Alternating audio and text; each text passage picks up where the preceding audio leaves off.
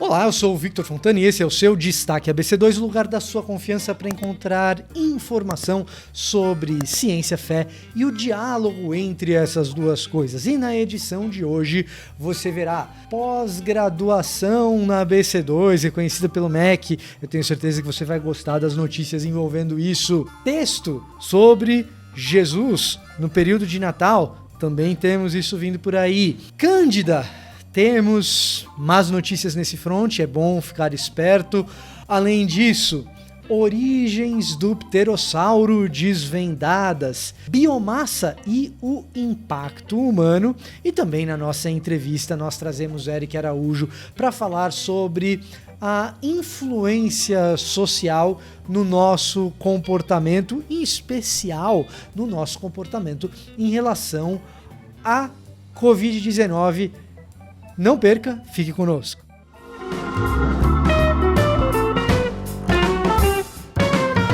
Você já é inscrito aqui no nosso canal Cristãos na Ciência? Acompanha as nossas redes sociais, visita cristãosnaciencia.org.br, faça cada uma dessas coisas e permaneça aqui no nosso canal. Inclusive porque daqui a pouquinho nós inauguramos a nossa série DCH Talks. O que são esses DCH Talks? São conversas com os nossos professores da nossa pós-graduação, que é reconhecida pelo MEC, em parceria com a Faculdade Cidade Viva. E na edição de hoje, um papo, na minha opinião, imperdível com meus grandes amigos, mas não porque são meus amigos, porque é gente muito competente mesmo, Marcelo Cabral, e você já deve conhecer daqui do Destaque ABC2, Thiago Garros, além do Paulo Won. Eu não perderia esse papo de maneira nenhuma. Além disso, entre no nosso site cristãosnaciencia.org.br, especialmente nesse período próximo do Natal, para reconsiderar Jesus e pensar sobre ele, o Jesus histórico e o que nós podemos pensar a respeito dessas coisas. Existe um texto lá que eu recomendo, dá uma olhadinha aqui na descrição desse vídeo que você vai encontrar também, texto reconsiderando Jesus de Nazaré, do Dan Filho. Dá uma olhadinha, eu tenho certeza que você vai gostar. Cândida auris entra no radar da medicina brasileira. Nessa semana, a Anvisa divulgou que existe uma possível infecção ainda não confirmada pelo fungo Cândida auris na Bahia. Essa infecção ainda não confirmada é preocupante, já que esse tipo específico de infecção fúngica tem um alto grau de letalidade, além de um tratamento muito difícil. Infecções fúngicas geralmente já são mais difíceis de serem tratadas porque é um pouco mais complicado fazer com que o medicamento antifúngico funcione da maneira própria e esperada, em comparação, por exemplo, com uma infecção bacteriana, cujos antibióticos costumam ser bastante eficientes. No caso específico da Cândida auris, os antifúngicos convencionais, como o fluconazol, por exemplo, não funcionam bem. O que acaba fazendo com que o índice de letalidade da Cândida auris atinja níveis de 30% até 60%. Sendo assim, uma doença bastante grave. Grave também porque rotineiramente o diagnóstico dela é confundido com outros tipos de candidíase de tratamento mais simples e consequências menos graves para o paciente. Sendo assim, o cuidado do ponto de vista do diagnóstico para os médicos e, sobretudo, para a população que esteja informada de que é possível de que esse tipo de infecção esteja, de fato, em solo brasileiro, deve ser redobrado. Esse cuidado deve ser redobrado, sobretudo porque a Cândida auris esse fungo permanece em superfícies durante um período prolongado de tempo e a higienização dessas superfícies também não é das mais simples. Detergentes comuns e mesmo alguns desinfetantes não são capazes de remover esse tipo específico de fungo. De qualquer maneira, é apenas uma infecção e ainda não confirmada pela Anvisa, de forma que não é momento para se fazer alarmismo em cima disso, apenas estar ciente de que infecções fúngicas, caso identificadas, devem passar por um procedimento de maior zelo e cuidado, já que essa infecção fúngica bastante grave pode ter sido identificada aí na Bahia, tá certo? Desvendado o enigma a respeito dos pterossauros, isso mesmo, aqueles répteis voadores do período Triássico enormes, que você vai nos museus e vê aquelas asas gigantescas, os maiores voadores que já estiveram nessa Terra. Pelo menos essa afirmação ousada a respeito desse grande mistério é o que pesquisadores da paleontologia da USP, em parceria com uma série de pesquisadores ao redor do mundo, incluindo gente dos Estados Unidos, de Madagascar, é o que eles afirmam a partir de estudo publicado na Nature essa semana. Sempre foi um grande desafio imaginar ou traçar ou entender a origem desses enormes voadores répteis e a sua relação com outros répteis pré-históricos muito diferentes deles, os dinossauros. Existia uma dificuldade de associação, inclusive do ponto de vista ósseo, de como teriam se formado esses pterossauros, e agora esse grupo de pesquisadores, com essa publicação na Nature, a partir da comparação, em especial dos crânios desses répteis voadores com outros répteis e também análise genética, afirmam agora que a origem dos pterossauros está num parente mais próximo, que são uma espécie de primos dos dinossauros, os lagerpetídeos, répteis menores, mas que têm formato de crânio e aparentemente funções cerebrais parecidas com essas dos pterossauros. Dessa maneira, a origem desses répteis voadores estaria não em dinossauros, mas num parentesco mais próximo desses outros animais, outros répteis de tamanho menor e que também viveram aí cerca de 200 milhões de anos atrás. Esses seriam pelo menos os seus parentes mais próximos. É um grande avanço, talvez um dos maiores desafios da paleontologia nos últimos 200 anos, e cientistas, paleontólogos aqui da USP envolvidos nessa descoberta. Impacto humano no planeta. Se você fosse palpitar quantos quilos de material manufaturado pelo ser humano existem na Terra hoje, quanto mais ou menos seria o seu palpite? Quantos quilos de concreto, tijolos, plástico são encontrados na Terra hoje? Pesquisadores do Instituto Weizmann publicaram na Nature essa semana que o total de materiais manufaturados pelo ser humano presentes no planeta hoje alcança a casa de 1,1 teratoneladas. É muito quilo. É coisa pra caramba. Eles fizeram essa mensuração com o objetivo de entender o impacto do ser humano na presente era e, de certa forma, substanciar algumas afirmações a respeito do crescente impacto do ser humano, a ponto de classificarmos essa era geológica em torno daquilo que o ser humano transformou a superfície da Terra, a quem sugira chamar essa era de Antropoceno.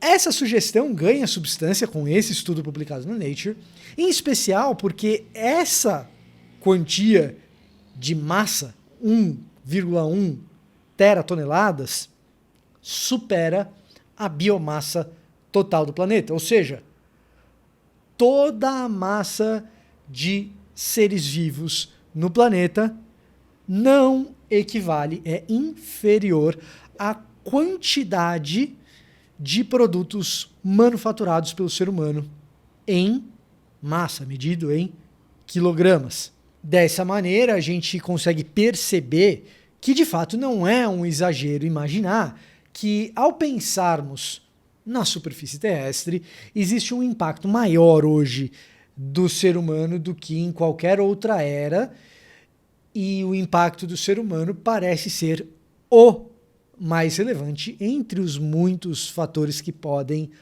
alterar o cenário do planeta no qual a gente vive. E esse cenário, ele também é alterado pelo comportamento desses seres humanos. E para conversar sobre como esse comportamento é alterado pelo convívio social, opiniões distintas e ideias, nós trazemos hoje Eric Araújo, que é pesquisador precisamente nessa área, para conversar conosco sobre contágio social e os reflexos disso na pandemia.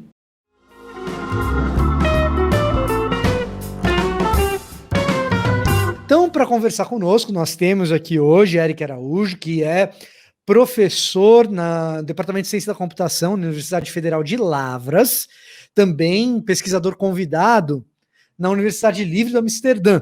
E a gente vai falar um pouco sobre contágio social. Explica para a gente, Eric, sobre a sua pesquisa recente, também parabéns pela premiação da sua pesquisa, mas explica um pouco para a gente sobre o que é a sua pesquisa, o que você estava tentando, o que vocês estavam tentando descobrir, quais foram as conclusões que vocês chegaram.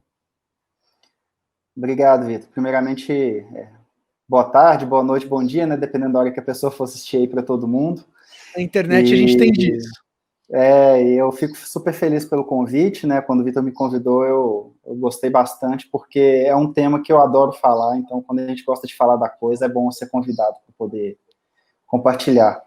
Né, o contágio social, ele é um fenômeno, né, que eu já venho estudando já tem um tempo, vai fazer 6 anos agora que eu comecei a entrar para esse campo de pesquisa, né, e o contágio social nada mais é do que um fenômeno inconsciente, né, que a gente não tem muito controle sobre ele, mas que acontece, é cientificamente estudado, analisado por meio de dados, né, há várias décadas esse fenômeno já vem sendo estudado, e nada mais é do que o fenômeno da influência mútua que a gente tem uns nos outros, né? Então, a gente somos seres humanos influenciáveis e influenciadores, né? A gente fala muito do influenciador digital atualmente, né? Mas para ter um influenciador tem que ter os influenciados, e a gente não gosta muito de ser influenciado, né? Porque dá aquela imagem de que a gente é manipulável, mas quando você começa a estudar contágio social, você descobre que todos nós somos manipuláveis. Isso aí faz parte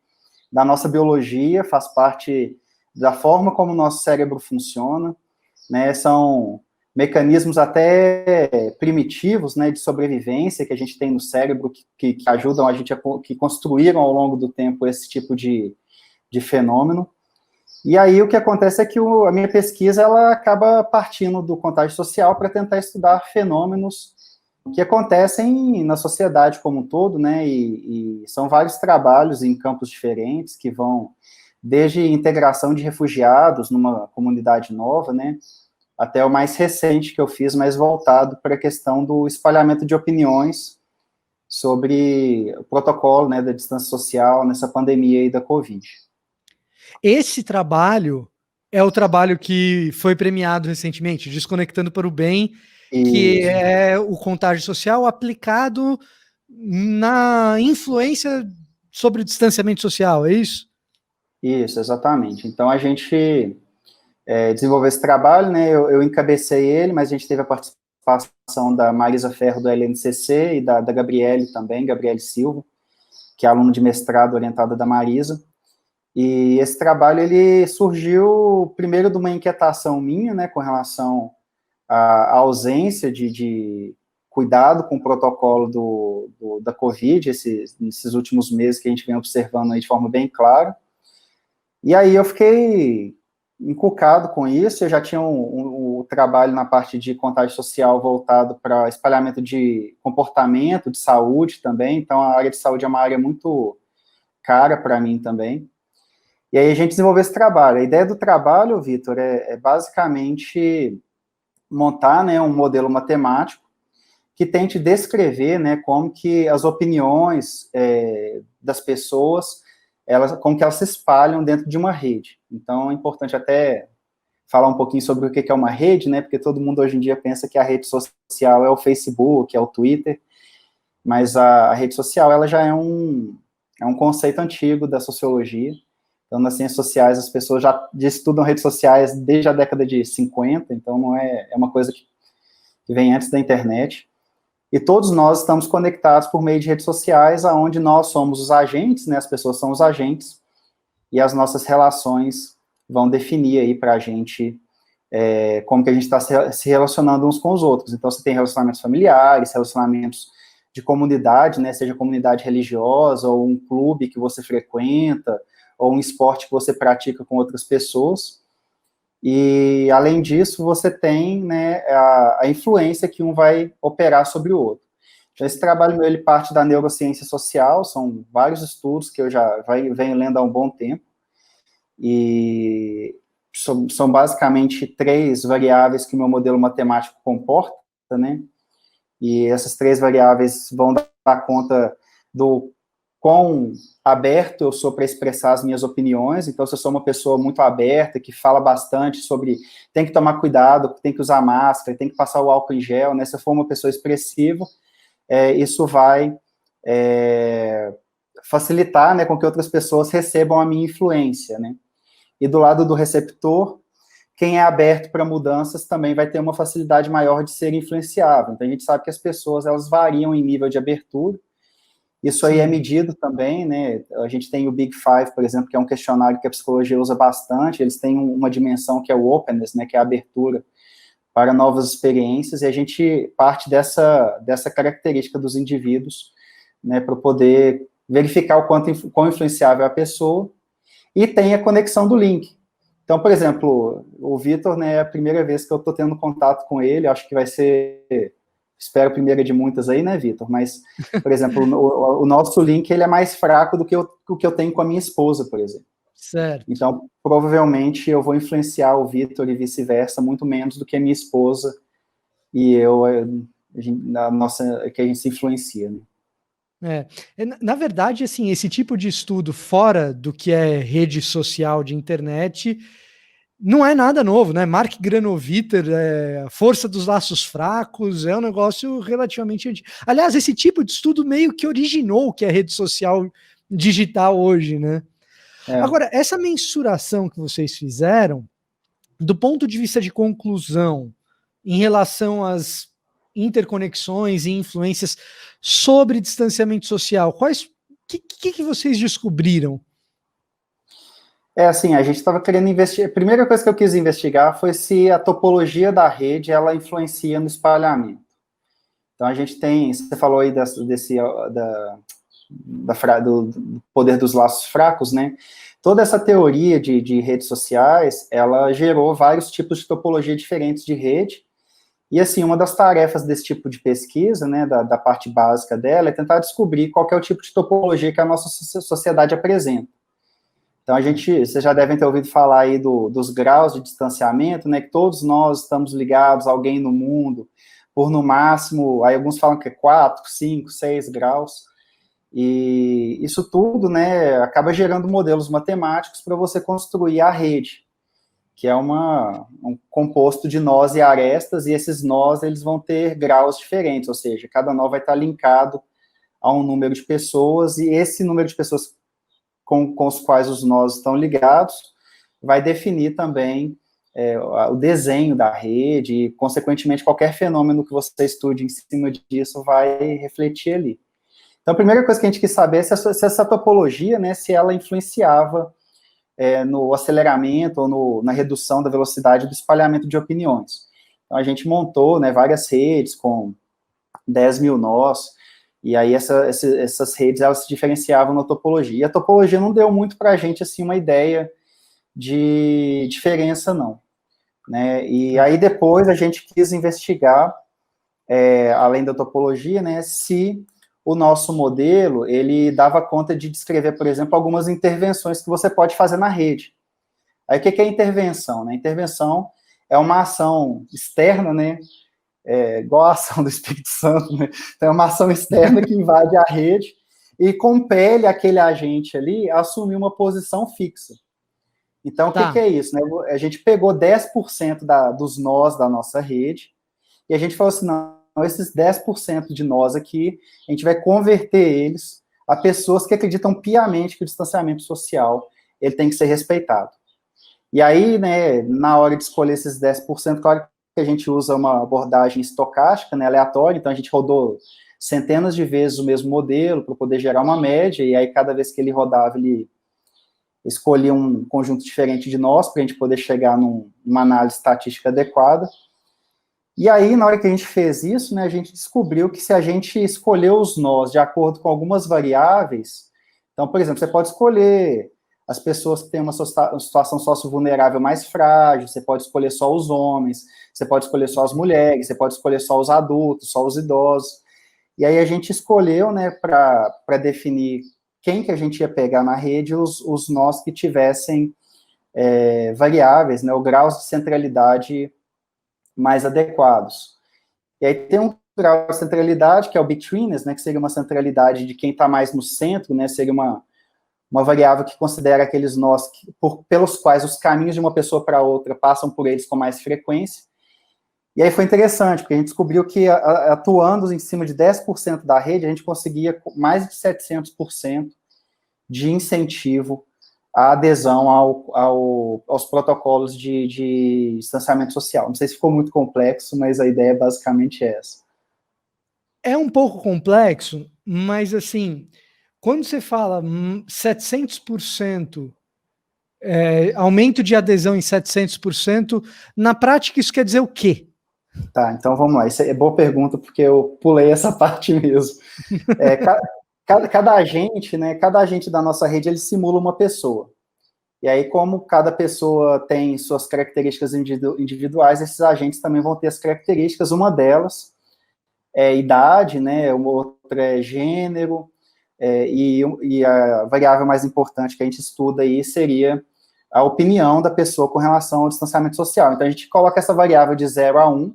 Então, 0 seria aquele agente que ele é totalmente avesso a qualquer protocolo de distanciamento social, e 1 seria o cara que concorda completamente, né, e aí no meio do caminho você tem vários graus de comprometimento ou não, a gente considera que 0,5 seria um grau neutro aí, e aí se descer de 0,5 a pessoa já é contra, se subir a pessoa já é a favor.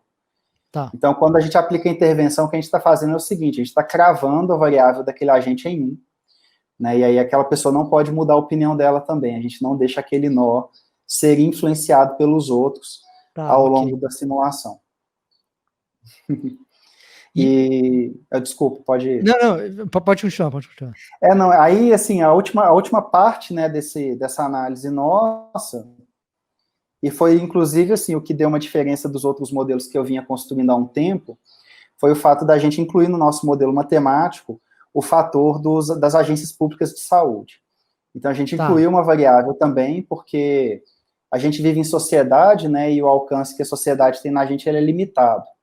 Né? Geralmente, a gente é mais influenciado pelas pessoas mais próximas, depois, num segundo grau, seriam os amigos dos nossos amigos, né, mas a gente sabe que na nossa sociedade, determinados organismos, né, aí pode incluir até celebridades, artistas, políticos, né, são pessoas que têm uma penetração maior ao influenciar as pessoas. E aí, no meio de uma pandemia, né, é natural que a gente pense que as agências públicas de saúde sejam os organismos aí mais relevantes na influência global no trato, né, da questão do engajamento com as práticas aí de distanciamento social. Então, eu coloquei as agências públicas de saúde, né, que o nosso modelo não é nenhuma agência específica, não é o Ministério da Saúde ou a OMS, seria o papel das agências públicas como um todo, e aí o quanto que o engajamento dessas agências públicas de saúde em fazer uma propaganda e engajar em propagar informação sobre o distanciamento social vai afetar, né, então a gente tem dois fenômenos acontecendo ao mesmo tempo, é o contágio social entre os nós da rede e a agência pública de saúde que vem de cima para baixo, e aí a forma como ela lida com a divulgação dos protocolos também afeta a rede, só que de uma forma mais geral. Tá. Quando a gente fala da influência que um agente é submetido, ele pode estar sendo influenciado tanto pela rede quanto por esse elemento exógeno, como, por exemplo, a agência. A gente conseguiu, por meio do modelo, vocês conseguiram identificar o que exerce mais influência entre uma coisa e outra, ainda que os dois estejam atuando simultaneamente, né? Sim, o nosso modelo, assim, ele mostrou que, como a gente está trabalhando com uma sociedade fechada, né, então o contágio social tende a levar a rede para um equilíbrio, né, então se a maioria das pessoas tiver uma opinião forte a respeito do distanciamento social, a tendência é que o contágio social, ele leve a rede toda para uma posição mais favorável, né, e se a rede for mais contra, então as pessoas vão ter uma opinião mais contrária aos protocolos do distanciamento social.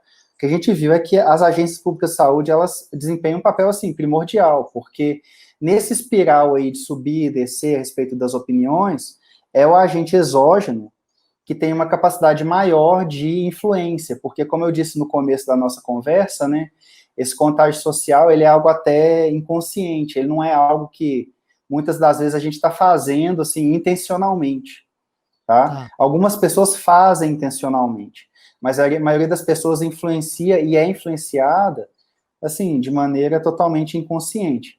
E aí, por conta disso, o peso maior recai sobre as agências públicas de saúde, aí no caso, que nas nossas simulações também tiveram um papel, assim, extremamente importante, tanto para baixo quanto para cima. A partir disso, a gente poderia especular, inferir, talvez até simular. Quando eu falo simular, utilizar, obviamente, o modelo proposto, né? Também, por exemplo, o que aconteceria com as opiniões em relação à vacina, por exemplo? Seria um outro tipo de aplicabilidade. Sim, sim.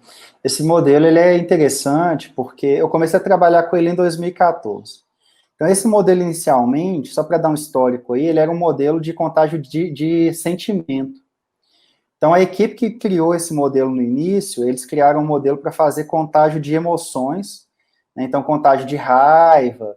E aí, eles começaram a usar esse modelo para poder tentar fazer trabalho até com a polícia, né?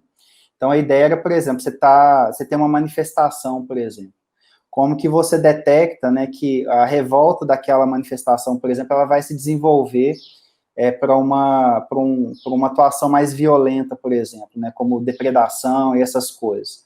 E aí eles descobriram que isso dá para ser explicado também pelo fenômeno do contágio, porque geralmente você vai ter alguns agentes ali no meio da multidão, né, você tem um monte de gente que está ali pacificamente, querendo protestar contra alguma pauta política, né, geralmente envolve política essas manifestações, e você tem alguns agentes ali que são mais reativos, são pessoas que têm um grau de revolta maior, ou que estão, né, pode estar alcoolizada, ou são pessoas que são agentes diretos daquela política pública que eles estão brigando, e aí essas pessoas vão tentar excitar, né, a multidão para que ela...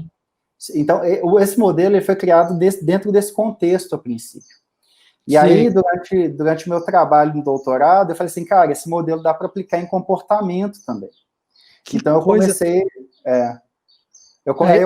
Aí eu comecei a estudar, por exemplo, o primeiro trabalho que eu fiz mesmo, eu peguei uma classe, né, de 25 alunos lá da Vrije, né, da VU, que é a Universidade de Amsterdã, e aí o que eu fiz? Eu dei um Fitbit, né, aqueles relógios que rastreiam o seu número de passos, né, atividade física. Na verdade, nem era relógio na época, era um tokenzinho que eles colocavam no bolso. Depois a gente usou o relógio. Mas a gente deu esse tokenzinho para os 25 alunos, e aí aplicamos questionários para poder mapear a rede social. E aí, o que a gente fez? A gente pegou e durante 2 meses a gente ficou meio que rastreando eles para saber o nível de atividade física. E aí, depois, aplicando esse modelo na rede social, então a gente perguntou para eles quem que é seu melhor amigo, com quem que você conversa por telefone, por WhatsApp, por Facebook. Então, a gente mapeou, a gente definiu quem que era mais amigo de quem. E aí, ao aplicar o modelo matemático, a gente conseguiu, assim, prever com 87% de acurácia se o nível de atividade física do indivíduo ia para cima ou para baixo, baseado na rede social da pessoa. Tá. Então, esse foi o resultado, assim, bala, foi o primeiro resultado que eu tive. Eu falei, a partir de agora eu vou meter as caras nisso aqui, porque tem futuro. Depois a gente fez um trabalho com uma base de dados enorme de uma empresa holandesa, né, que eu não posso nem falar o nome por conta de privacidade, mas a gente tinha 5 mil pessoas, e o dado era de 1 um ano, e eles usaram esses dispositivos, eles montaram uma rede social na internet, e aí foi interessante, porque estatisticamente a gente conseguiu mostrar que o pessoal que estava em grupo, o nível de atividade física deles aumentou com o tempo, enquanto as pessoas que estavam usando o dispositivo isoladamente, eles tinham um efeito de novidade, né? Então, as 3 primeiras semanas, eles aumentaram o nível de atividade física, muito porque, dispositivo legal e tal, vou tentar quebrar o recorde de ontem e tal, mas com o tempo, as pessoas individualmente, elas caíam. E aí eu fui estudando muita coisa, eu apliquei isso na questão de espalhamento de pânico, né, lá na Europa isso é muito, lá tem muita pesquisa nessa área, por conta dos atentados terroristas e por causa do investimento massivo de dinheiro que eles têm em ações antiterroristas, né, então, situação de pânico também, que é um fenômeno neurológico, e contágio de posicionamento político, que é um filhote meu que eu gosto muito, e é um dos trabalhos que eu desenvolvi também, publiquei um trabalho, ficou bem, bem interessante, que aí envolve, inclusive, mídias sociais. Certo.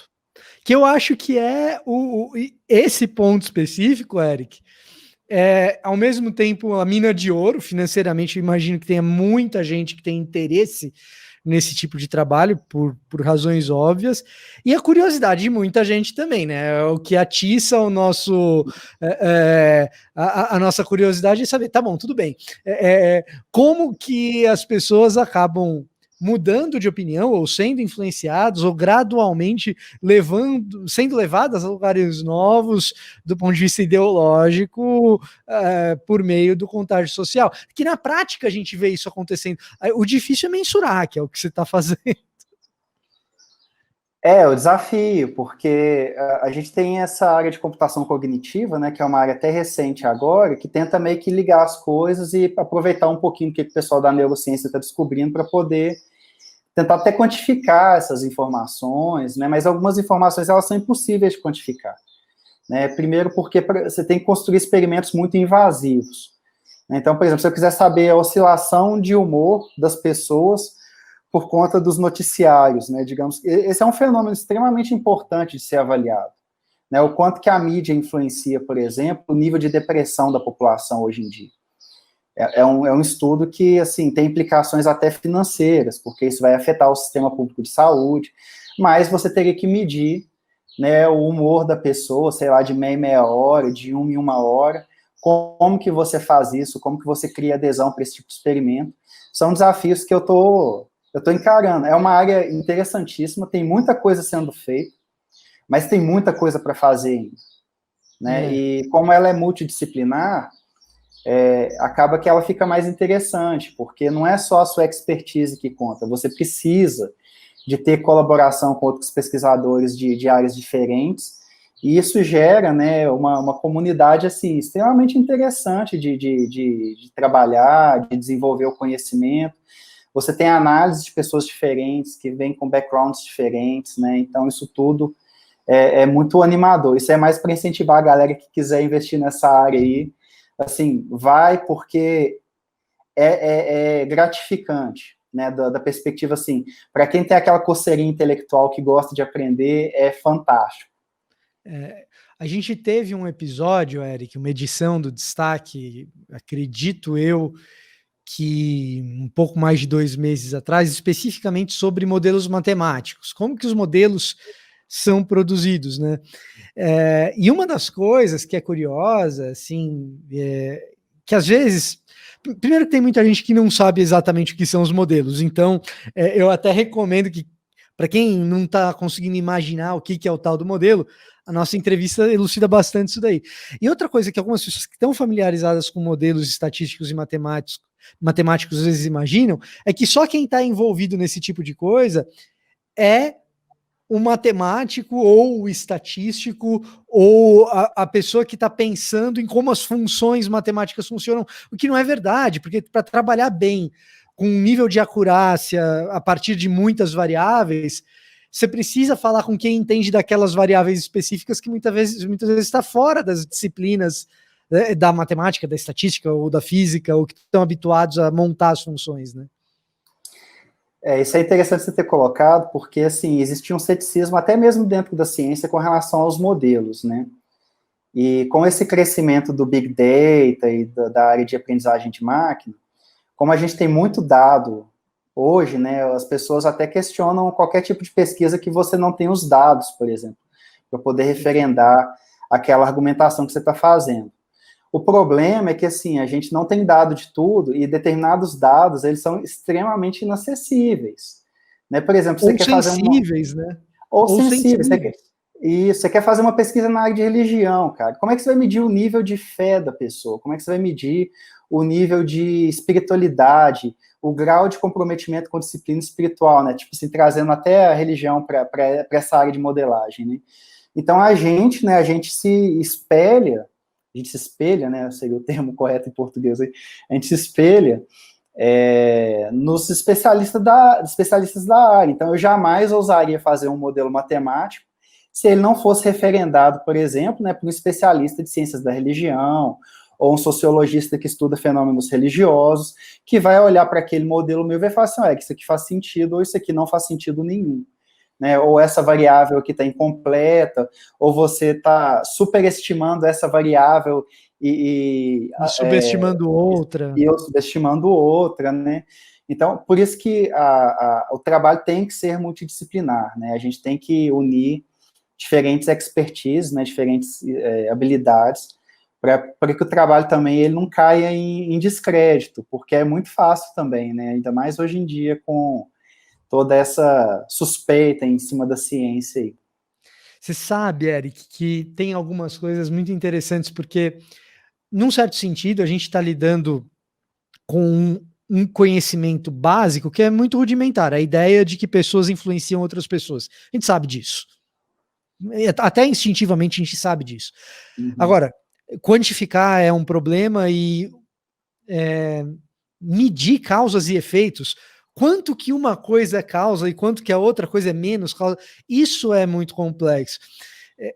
Para a gente ter assim, só como ideia do quanto que isso é antigo, né? Se a gente pegar do exemplo bíblico nosso aqui, né? Quando Israel é invadido pela Síria e Judá pelos babilônicos, a estratégia de influência de babilônicos e assírios são estratégias diferentes, né? Os babilônicos a gente conhece bem por causa do exílio, que é bem descrito na Bíblia, que é aquela história, vamos pegar os mais influentes na corte, e esses caras a gente traz para a Babilônia. Os assírios fizeram um negócio um pouco mais parecido com o trabalho de vocês, e se eles tivessem os métodos de vocês, eu tenho até medo do que poderia ter acontecido. E o que eles fazem é o seguinte, é um negócio bem curioso nesse aspecto. Vamos pegar quem são os nós mais influentes dentro de cada cidade, e esses caras a gente deporta e leva para outra, para tirar a influência desse cara aqui dentro. Então, você tem as políticas de deportação da Babilônia. E aí eles desmontavam as famílias e remontavam em outros lugares justamente para desfazer. Eles eram desatadores de nós. Isso. Isso é tão interessante porque a gente estuda esses fenômenos todos, quando a gente estuda análise de redes sociais, nessas topologias, né, o quão resiliente é uma rede, né? Como que a gente estuda o quão resiliente é uma rede? Você começa a arrancar os nós aleatoriamente até ver quando que a rede fica totalmente fraca, né? A ideia deles era exatamente essa. Enfraquecer a rede completamente para desmantelar a cultura do povo dominado. Eu vou te dar um outro exemplo, né? O caso da Babilônia, né? Que geralmente o pessoal estuda muito da perspectiva mais religiosa, né? Então, quando os babilônicos, né? Desculpa, gente, Babel, tô confundindo. Quando eles resolveram construir a Torre de Babel. A origem do nome é a mesma, por isso que... Tá tudo pertinho, né? A raiz. Faça de conta que a raiz é a mesma. Mas a Torre de Babel, por exemplo, né? Quando Deus vem e distribui as línguas, né? O que Deus está fazendo ali também é enfraquecendo os laços. O que ele está fazendo ali é o seguinte, olha, antes todo mundo se comunicava na mesma língua, então as arestas entre os agentes, elas eram todas fortes. A partir de agora, você não dialoga mais com o outro. Então, também é uma forma, só que os sírios, eles arrancavam os agentes, o que Deus fez ali na Torre de Babel, né, foi arrancar as arestas, né, ele arrancou as arestas, na verdade, manteve os nós todos dentro do mesmo ambiente, mas arrancou as arestas. É tudo estratégia de rede social. E não se engana não, porque o povo já usa isso, viu, Vitor? Isso aí já é usado, com certeza, para estratégia Eu não tenho militar, dúvida. para mídia, para política, isso aí A gente teve. Aliás, esse é uma outra edição que vale a pena retornar, que tem tudo a ver com o que a gente está falando, que é a entrevista que a gente fez com o Sérgio Amadeu sobre o uso de dados. A gente falou um pouquinho sobre o caso da Cambridge Analytica, que é um estudo precisamente nessa direção. Né? Então, não, vivemos tempos complexos nesse aspecto, Eric. Assim, tem muita coisa boa, mas tem umas coisas que a gente tem que tomar cuidado também, né? Mas o caminho, assim, bom, o que eu vejo hoje, né, é um esforço muito grande, aí é a opinião pessoal minha, né, mas é um esforço muito grande em tentar ficar atacando as mídias sociais, né, por exemplo, esse seriado não, documentário da Netflix que saiu agora, né, do Poder das Redes, você vê que é um documentário, assim, que te deixa a pessoa muito espantada com as redes, o que ela pode fazer. Eu acho que, assim, o enfoque tem que ser na educação das pessoas. Eu acho que a gente precisa de se reeducar com relação ao que são as redes sociais, né? Ter essa consciência, né, de forma bem visível do que elas podem fazer, de como que elas nos influenciam, qual que é o papel que elas desempenham, até nas nossas escolhas mais bobinhas, né, de compra de sapato, de roupa, de qual teólogo que eu escuto, qual que eu não escuto, né, de treta gospel, tudo isso, gente. Né, a gente tem que ter consciência de que nós somos influenciados. A gente não pode nunca partir do pressuposto, né, que assim, eu formei a minha opinião sozinho, né, sou um ser totalmente isolado do resto do universo, e, portanto, o meu julgamento, ele é sempre não enviesado, puro, inovador, né, isso aí... As pessoas, elas têm que ter uma humildade intelectual aí, né? Até cito o livro do Jonas Madureira aí. O pessoal tem que ter uma humildade intelectual. Isso, o pessoal tem que ter uma humildade de reconhecer que a nossa inteligência ela é corrompida e que nós também somos frutos do meio, né? Não é uma coisa única, não é só o meio, mas também nós somos frutos do meio.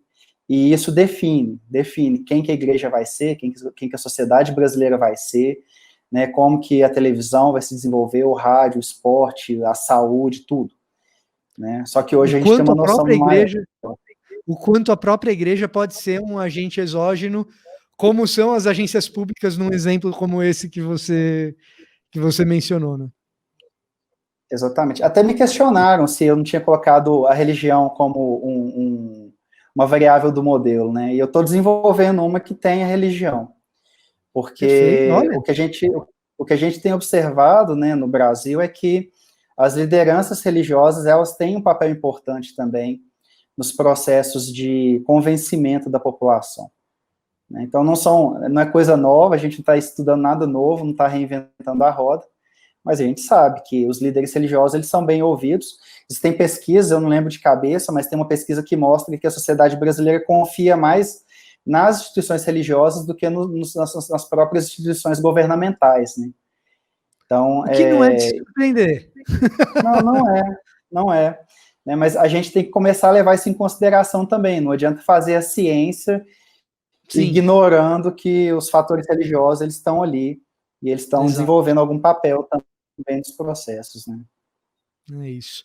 Eric, obrigado pelo papo, obrigado pela conversa, pelo esclarecimento aí a respeito de como essas influências mútuas funcionam. Eu espero que você continue influenciando aí algumas pessoas. Eu estou feliz que você está influenciando e que tem gente aí interessada na sua pesquisa, viu? Não, eu fico feliz, né? Eu agradeço aí o convite mais uma vez, viu, Vitor? É sempre um prazer, a gente está à disposição aí. E quem tiver mais interesse também, pode ficar à vontade para contactar, eu sou bem acessível, né? Quem tiver interesse em trabalhar também em parceria, a gente pode pensar em alguma coisa legal junto também. Não pode parar, né? A gente tem que tentar influenciar a sociedade de forma positiva, criar ciência de qualidade, né, e que faça com que as pessoas possam desenvolver virtudes, né, desenvolver características que sejam saudáveis para o tecido social, saudáveis para o desenvolvimento de uma sociedade onde a gente tenha muito respeito mútuo, né, muito serviço e muito amor. Eu acho que esse é o mais importante aí. É isso aí. Eric, mais uma vez obrigado, e a você que nos acompanha, fica também o meu agradecimento e o convite para que você sintonize sempre aqui no canal Cristãos na Ciência. O Destaque ABC2, que toda quinta-feira traz a você algum tipo de conversa como essa, relacionando fé e academia. Eu vou ficando por aqui, até a próxima.